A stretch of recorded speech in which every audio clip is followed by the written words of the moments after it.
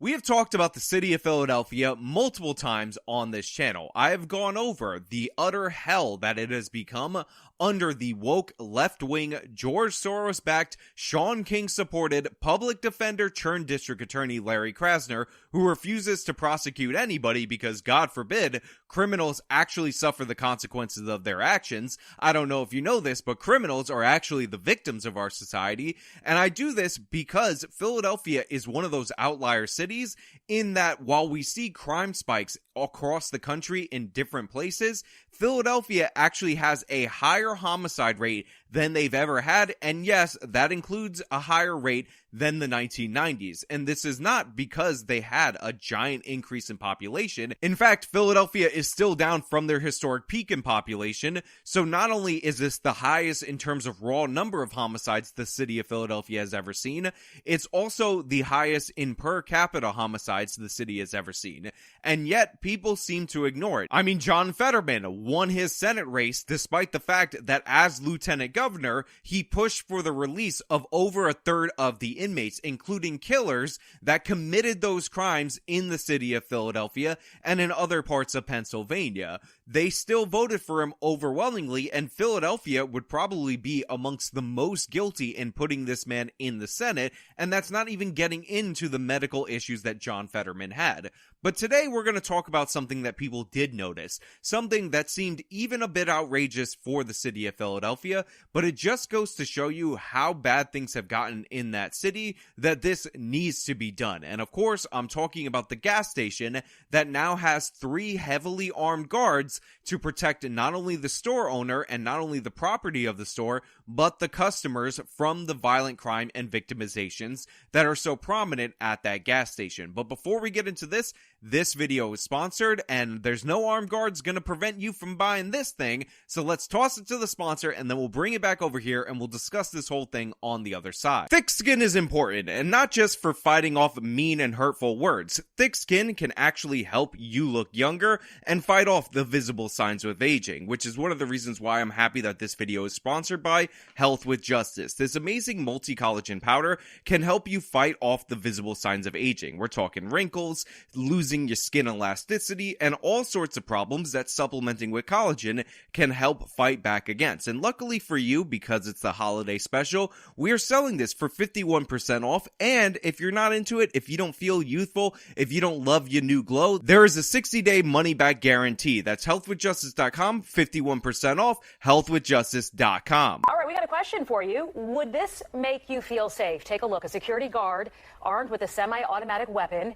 It's happening at a North Philly gas station. The owner coming up with the idea to scare off criminals. So what I love about this local news segment is that it opens with a poll, and this poll is not written in a way that is unbiased. This poll is written in a way in order to produce uncomfortable respondents, and yet they're still losing the poll at the start of this segment, 65 to 35. And you could tell that they wrote it this way because they specifically include the AR-15 in there and ask people if they're uncomfortable so that they can produce people saying, oh, I'm uncomfortable by all these weapons around here. This is a real scary situation, and people are still rejecting it despite the framing that leads them to do that. And by the way, I understand why the local news might be a little bit surprised. The people who work in local news have cushy gigs and definitely don't live in the terrible parts of Philadelphia where this would be necessary. But we got to go further into the segment so you can see this. But I will say, for the people who are not listening on Spotify or Apple,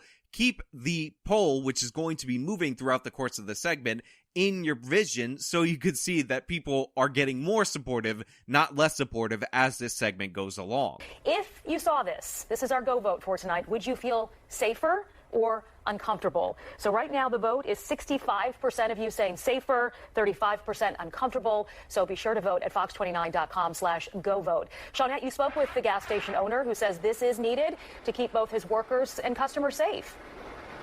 Yeah, interesting listening to those numbers you just gave us, Sheba. So the store manager says that he had to do something more than call 911. And most customers, I'll tell you, that I talked to this evening on and off camera say that they support this, but there were a few who say they don't believe this is the right approach. So again, I am not surprised by these results. Like I said, Philadelphia's crime is completely out of hand. Why the citizens of Philadelphia re-voted in Krasner when it was clearly trending in that direction based on his first term, and has only gotten worse as he's been emboldened in his second term. I'll never understand, but at least on some levels they understand that there are downsides to living in open-air criminality as the city of Philadelphia has become. Now they should change the way that they vote, but, you know, they're trying to impeach Krasner at the state level. Hopefully that ends up working out, although I doubt that's going to be successful.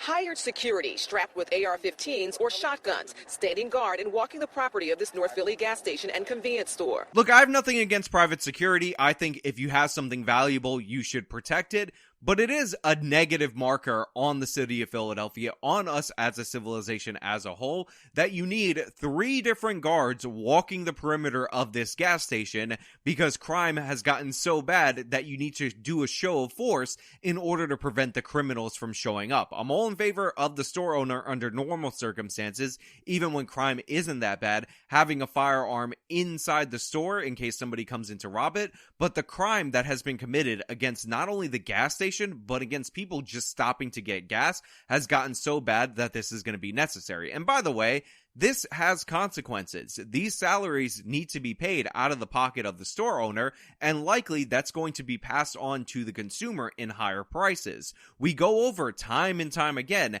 how crime drives poverty, not the other way around, and this is another example of why. Now, it might be worth it for the customers, because if you're worried about being carjacked at this gas station, if you're worried about being assaulted or robbed or whatever, then maybe you would pay a little bit more for your drink inside the store if you knew that there was some kind of deterrent preventing that from happening. Likely, this is going to be the safest gas station, and honestly, based on the level of damage that has occurred against the store owner, against his property, and against his customers, this might net be saving money for him because the criminality in Philadelphia is just that bad. And by the way, one of the reasons why people are so comfortable with this is because they're openly displaying their firearms as compared to the criminals who draw their gun at the last second. They have the guns, and you not seeing it doesn't prevent them from existing. So we have people that can acknowledge the reality of the situation on the ground, which is why the poll is ticking up more in favor of the gas station's armed security detail,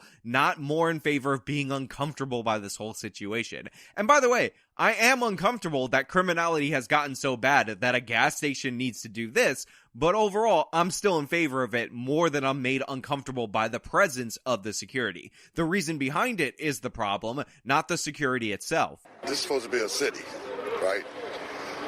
And you got the kids walking around. Guns like this should be on the battlefield. So the local news leads with the guy saying, guns like this should be on the battlefield. Well, I got news for you, buddy.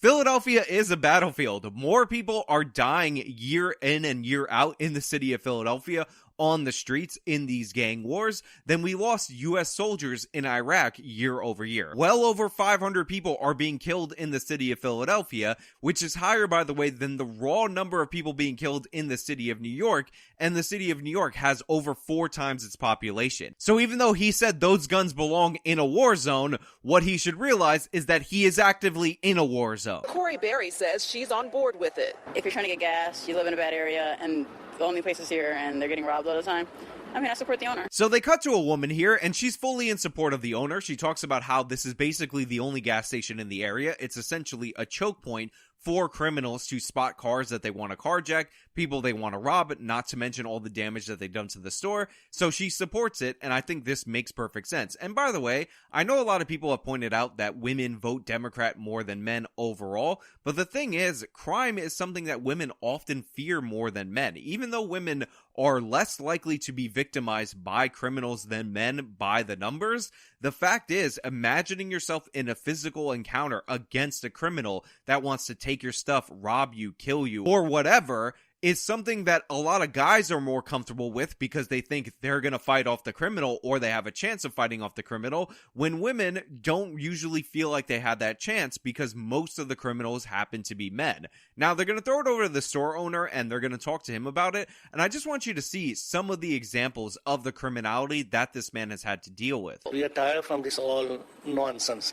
Robbery, drug trafficking, racketings, all kind of hanging around all gangs. So right here, we have somebody, obviously he is from South Asian descent, And he fits in with our pattern, by the way, of middlemen minorities being harassed in the United States of America. This is a black neighborhood. We talked about people in black neighborhoods going after these people and almost having some extra animus against these people. And you saw by the people that they interviewed on the street, and you know it's North Philadelphia, that this is the makeup of that area. And this guy's just tired of it. He's tired of the gang members scaring away customers. He's tired of the robberies. He's tired of the assaults. He's tired of the gang shootings happening near his place or right in front of his place. He's tired of his customers being too afraid to come in, getting victimized. He's had enough, and he's decided to take this rather extreme step compared to what we see in other parts of the country, and I'm fully in support of him, and I think we can all understand what drove him to this point.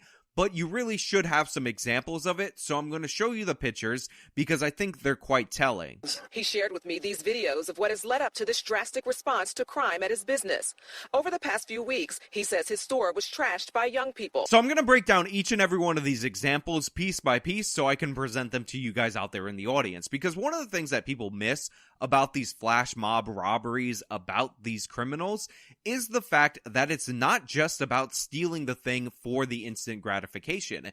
It's also about having fun while doing so. There is no reason at all whatsoever that in order to steal chips or snacks or whatever that they were trying to steal in any of these instances that they needed to yank down the whole display and destroy the store. There's no reason that a flash mob that he can't deal with because he's just one person couldn't just take all the stuff that they wanted and walk away with minimal damage. But they went out of their way to destroy the store. They went out of their way to throw down the displays, which just goes to show you these people are not Aladdins with hearts of gold. These people are criminals that enjoy victimizing other people. And I think this part needs to be hammered home much, much more to people, that for a lot of these people, it's a game. It's fun to destroy stuff. It's fun to destroy what other people have worked so hard to build. And that's what we're seeing on display, and I get why this guy is fed up with it. But it goes further than that. Check out this video of the guy trying to steal the ATM from the store. An ATM stolen out of the store. I mean, again, in a sensible, lawful society, you would not be able to yank out an ATM. Do you have any idea how heavy those things are? In the store without any consequences. This guy called the police, I'm sure, but it doesn't appear like any consequences were dealt to them because response times are notoriously low. And by the way, if they would have arrested these guys, if they would have actually submitted them to the district attorney for charges, Larry Krasner would have been like, you know what? Systemic structures of structural racism, I'm going to reduce the charges because honestly, it's quite problematic that we arrested these Aladdins for trying to steal an ATM. And just because we have video evidence of it, and just because it's going to cost the store owner thousands of dollars to replace that, and just because now local people don't have quick access to cash, doesn't mean I, Larry Krasner, am going to do anything about this, because that's not what I'm paid to do. I'm paid to subvert the criminal justice system, not make it work properly. I'm paid to support the criminals, which is what I do each and every day in office. He says his car was vandalized while parked at the store. I'm so glad they included this crime in here. The vandalization of his car, the shredding of his tires, the smashing of his windshield, the dings, the dents, all of this stuff that has no financial gain for these so-called Aladdins, because it really goes to show you what my point was earlier on is 100% true.